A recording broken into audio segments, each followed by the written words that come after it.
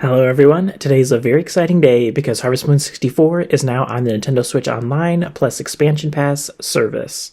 So if you have the Nintendo Switch Online Expansion Pass, then you can play Harvest Moon 64 right now. I am very excited because this is the first Harvest Moon game that I played, and I guess you could probably say it's the first cozy game that I ever played. And I am happy to report that Harvest Moon 64 is still a good game, and it's still worth playing in 2023, and 2024 if you watch this video later. That being said, I do have to say that some of the mechanics and some of the controls, they are a little bit different than what we're used to in this day and age. So I want to give you guys 6 do's and 6 don'ts when you're playing Harvest Moon 64. The first don't is don't equip a hammer or an axe or a sickle and then accidentally use it near your animals, because in this game you can hit your animals.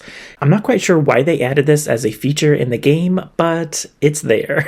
So if you take a hammer and you're just working in your farm and then one of the animals comes close, I would suggest not hitting them, because if you hit them, their affection is going to go down, and yeah, they're not going to be happy. That's the first don't. So what's the first do? The first do is take care of your animals and talk to them every day.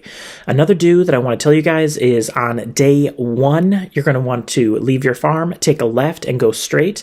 Then once you go here, you're going to get a horse. You want to get your horse on day 1, so that way you can raise its affection level as quickly as possible, and then you can use your horse to run around the town. The second don't is don't waste your seeds.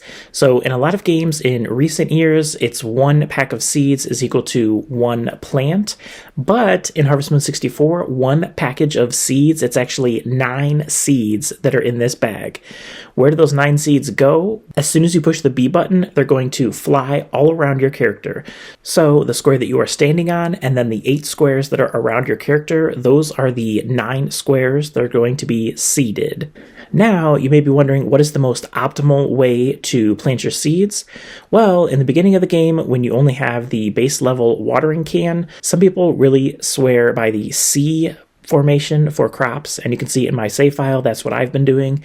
But yeah, you can pretty much do whatever you want, but just know in the beginning you're not going to be able to get all 9. I would say that in the beginning it doesn't really matter that much, but in summer I definitely recommend still doing the full 9x9, because there might be a typhoon, and when the typhoon comes it could destroy some of your crops, and if that happens you definitely want to have a backup.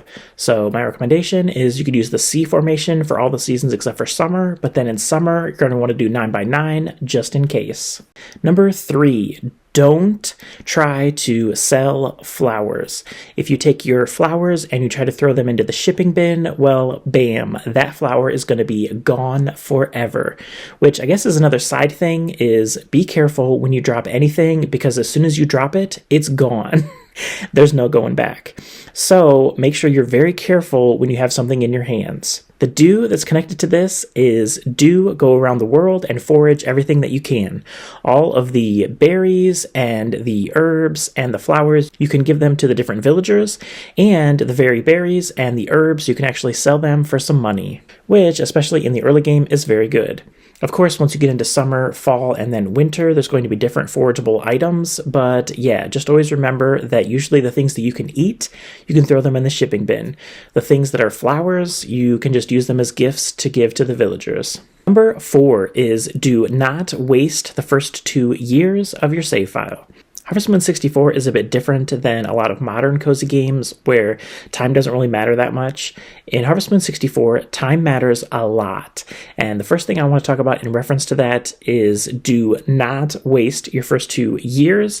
Try to befriend people as soon as possible. Why am I saying this? Well, if you're not nice to some of the villagers, they could even leave your town permanently. So a lot of the later games, they would have it so that, oh, maybe a villager can leave, but then they can come back if you complete certain things. No. In Harvest Moon 64, if you make some of the villagers upset, they're going to be gone forever. So from the very beginning, try to befriend the villagers. There are also a lot of time-based things that happen in the first 2 years, and they only happen if you're friends with a certain person.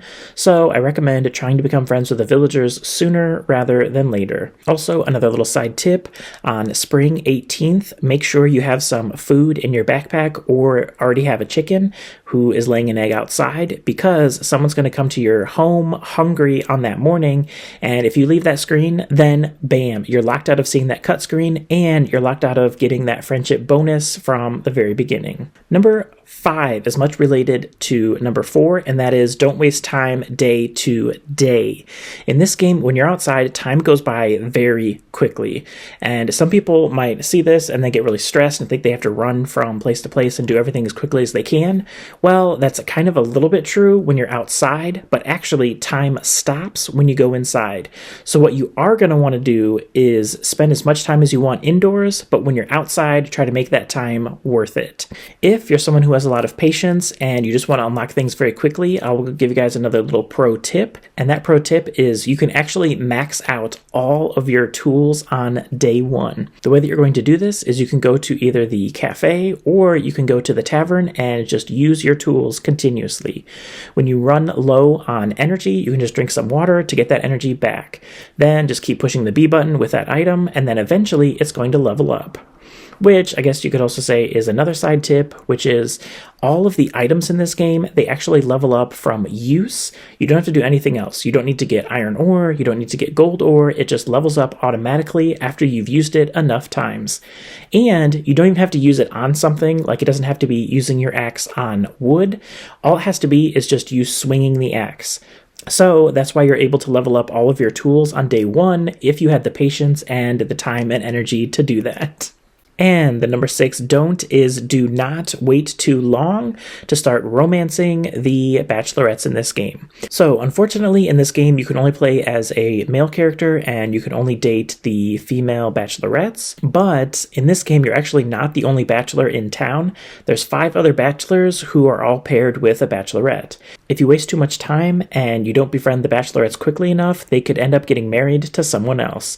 Once they're married, you can never marry them. So if you want to marry that character, you're going to have to start a new save file.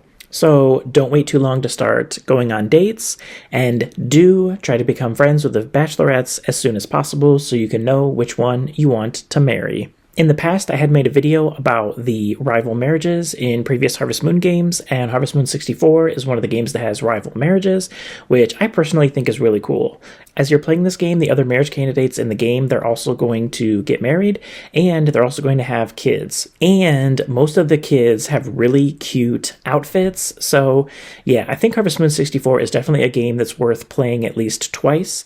I would recommend going through and marrying someone else, so that way you can see all the different baby characters, and yeah, some of these characters, they have really cute outfits.